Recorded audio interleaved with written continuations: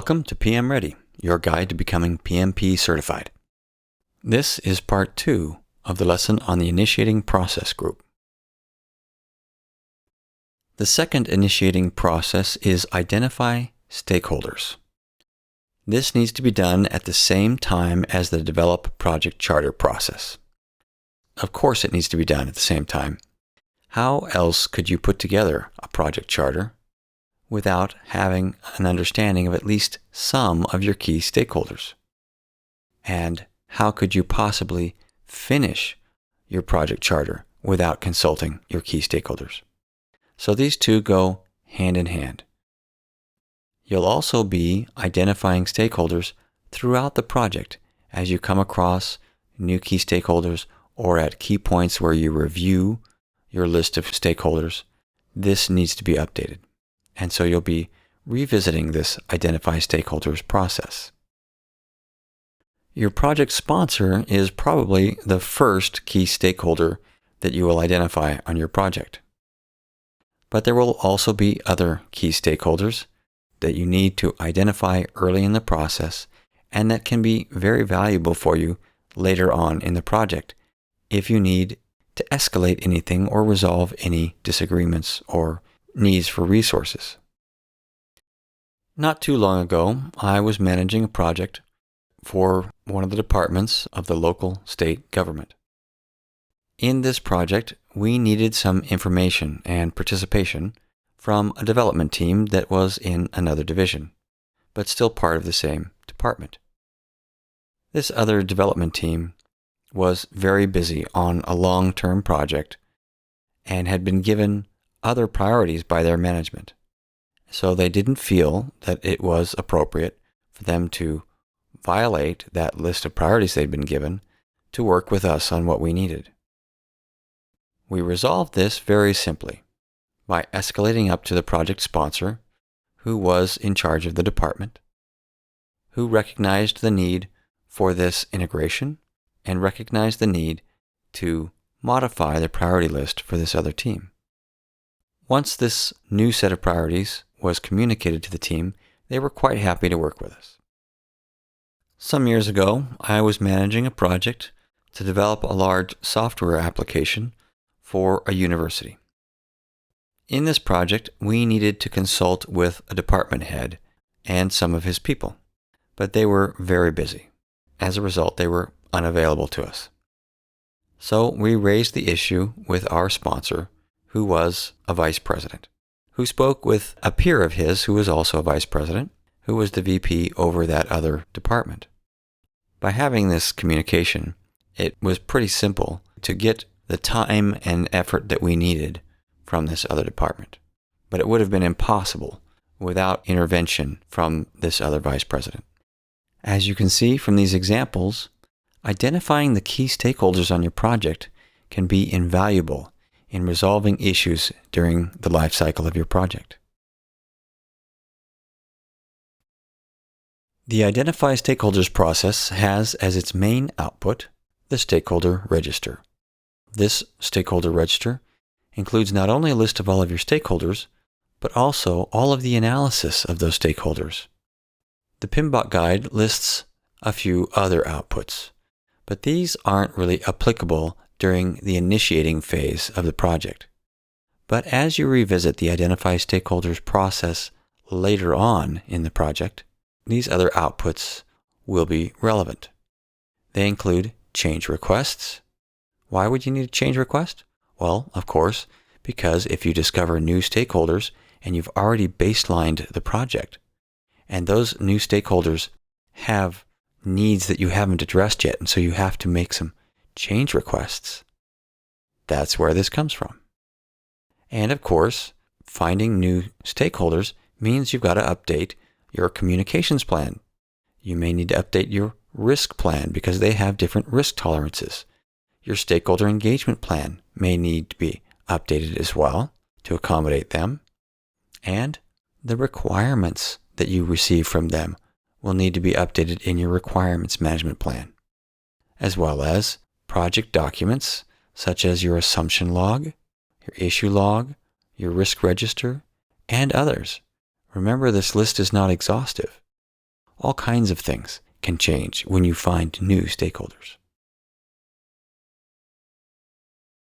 Now, without worrying about trying to memorize these, think about what some of the inputs should be for the Identify Stakeholders process.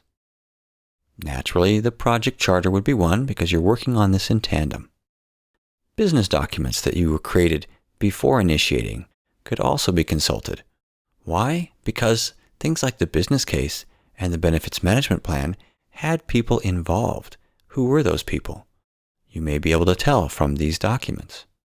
And from these documents, you can learn a little bit about some of their interests, and this can be valuable information for your analysis and categorization of stakeholders.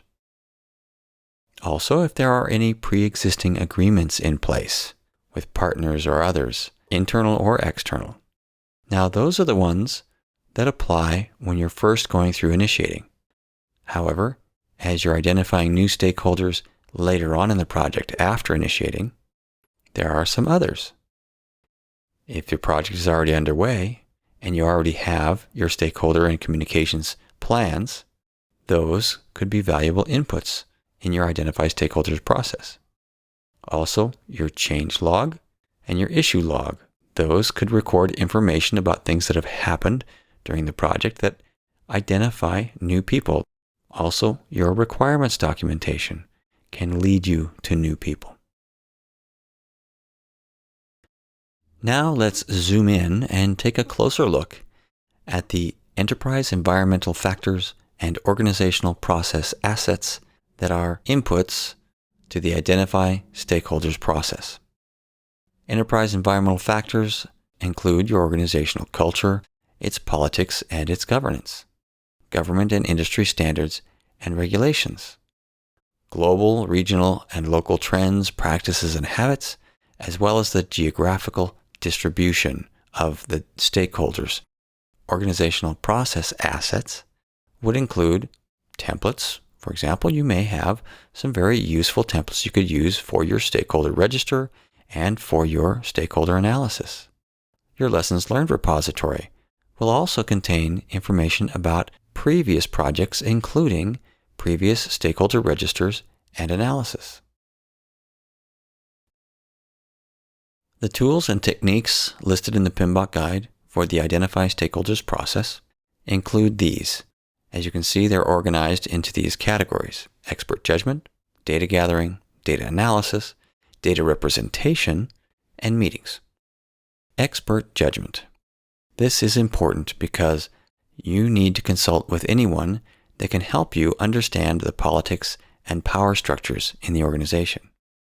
People who have a knowledge of the environment and culture of the organization or other organizations that are affected, including your customers and the wider environment in which this project operates. Experts that have a knowledge of individual team members and what they can contribute and the expertise that they can bring to the project. Next, we have data gathering tools and techniques. First, we have surveys and questionnaires. A survey could be a questionnaire, or it could be done in interviews or focus groups or so on. A survey is a description of the process of gathering up this information and analyzing it.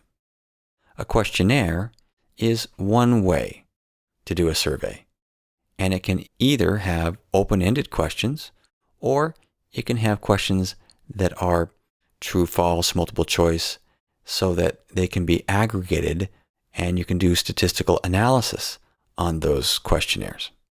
Next, you have brainstorming, which is this technique in which you get together and generate ideas quickly without trying to judge or discuss the ideas right away, but you first just come up with a lot of ideas and then analyze the ideas. There are a few different variations on brainstorming. One is known as brainwriting, which is the same as brainstorming, except that whatever question or problem you have to present at the beginning that you want to discuss, you present that, but instead of immediately going to the whiteboard and writing down ideas and participating together, first the participants write down their thoughts, and then the group discussion starts. That's known as brainwriting. Then you have a technique that is similar that is called the Delphi technique.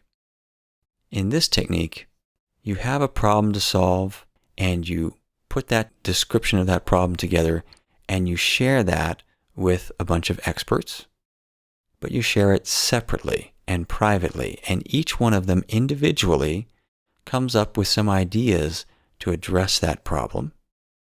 They write that all down and then they give those ideas back to you. You take those ideas and then you share them with everyone, but you do it anonymously.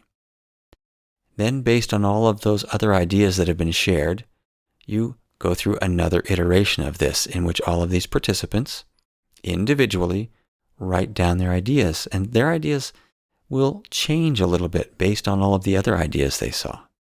Plus, there may be some specific feedback that they start getting because all of these are being shared, but it's being done anonymously. This is known as the Delphi technique. The next category of tools are the data analysis tools. These include stakeholder analysis and document analysis. Stakeholder analysis is that analysis that you do of different factors and attributes about the stakeholders, and then you put it together into the cubes and grids and salience model and so on. There's another slide on that comes next, so we'll talk more about that in just a moment. But then we have document analysis, which may sound a little intimidating, but really it's just about looking at the documents and analyzing them, especially information such as from your lessons learned repository. Next, we have the category of data representation. This includes all of the stakeholder mapping and representations we've discussed in previous lessons, including the grids mapping things like power and influence, the cubes that do it in 3 dimensions, the salience model, and the directions of influence. These are used to prioritize stakeholders. And then, of course, we have meetings. You can learn a lot about stakeholders by having different kinds of meetings, whether it's workshops or discussions or even social media. As you do stakeholder analysis, there are a number of different factors or attributes that you can take a look at. First, there is organizational position, the official power that stakeholders have. They can be categorized by the different levels of power that they have, the role that they have on the project, their expectations of the project. Some people will be interested in different aspects of the project, and so they can be categorized based on these different expectations. Some people will have high expectations and others will have lower expectations. The attitudes that they have toward the project can be a distinguishing factor. Some will be supportive, while others are resistant. Their risk tolerance should be considered. Some stakeholders are naturally more risk tolerant than others. Some are quite risk averse, and it's useful to understand the details of why they're risk averse or risk tolerant. You should also ask yourself if there is anything that has happened recently in the organization or in the industry that affects the risk tolerance of your stakeholders. They can also be categorized by their communication preferences. Some of these preferences may be expressed and others more observed. As you work with these stakeholders, you may observe that some respond much better to a phone call and others respond much better to an email. You will need to adjust your communication based on their preferences. Different stakeholders will have different levels of interest in your project. Some may have specific rights that are relevant to your project. Rights either because of ownership that they have of certain facilities or land or whatever, or rights that are granted to by those in the community, such as for protecting the environment. Some of these rights may also affect your requirements for reporting and for keeping these stakeholders informed and involved in the project. You may also categorize your stakeholders based on their knowledge and contribution. Some stakeholders will have specialized knowledge that could be very helpful for the project. Others may have something to contribute, either because they have resources that they can contribute or expert knowledge, or their contribution might be that they can be a powerful advocate and supporter of your project. This is just a list of some of the different factors that you can consider in your stakeholder analysis and that you can use in all of your different grids or cubes to better understand your stakeholders, how best to engage them, and how they can contribute to or influence your project. Recall that the Stakeholder Register, which is the main output of Identify Stakeholders, contains 3 general categories of information: identification information, assessment information, and stakeholder classifications that are based on the assessment of stakeholders, or stakeholder analysis. Your identification information is basically a directory of your stakeholders. Your assessment information includes important information that you've gathered, such as the major requirements that each stakeholder has, what their expectations are, and what their potential is for influencing the project outcomes, and at what phase in the project lifecycle that stakeholder will have the most impact or influence. The stakeholder classification section includes all of those different factors that we've talked about in stakeholder analysis and those classifications that come from your stakeholder analysis, including all of those that we've discussed that you can put into grids and cubes and so on, including things such as your direction, upward, downward, outward, and sideward. Upward stakeholders are senior management and others that are above you as the project manager. Downward includes the team members and specialists on the team that are contributing to the project, that are reporting to the project manager.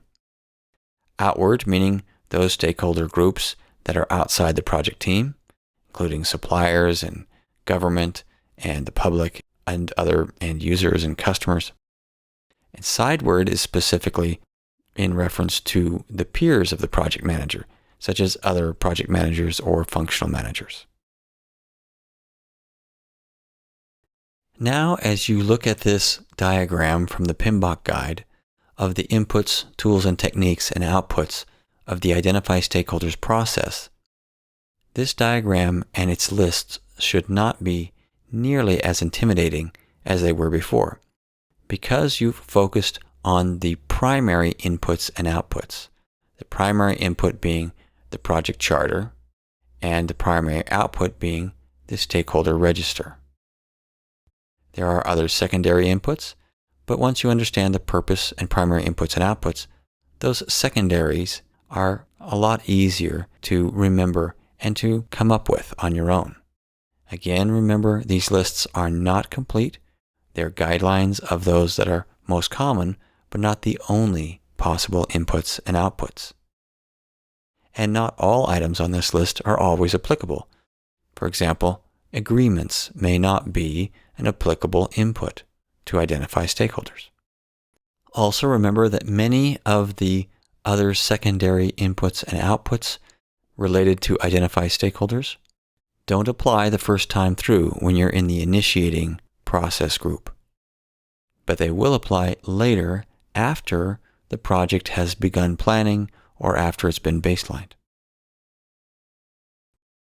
As we wind up this lesson, here is a final visual aid to help you remember the processes in the initiating process group.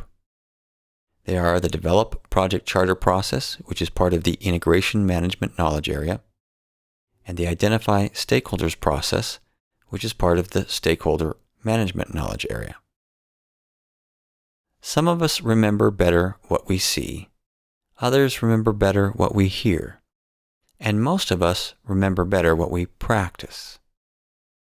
These lessons integrate multiple learning styles in order to maximize how much you understand and remember.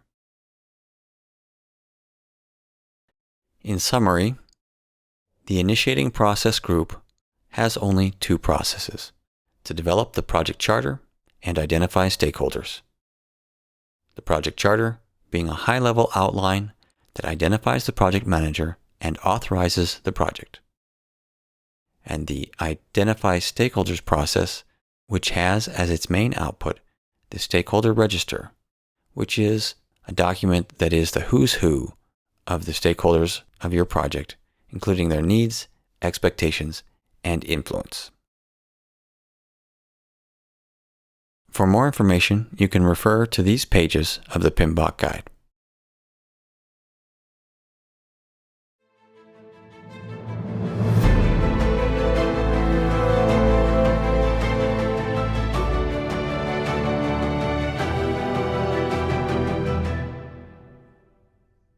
PM Ready is a publication of PM Guaranteed and is based on the Project Management Institute's PMBOK guide.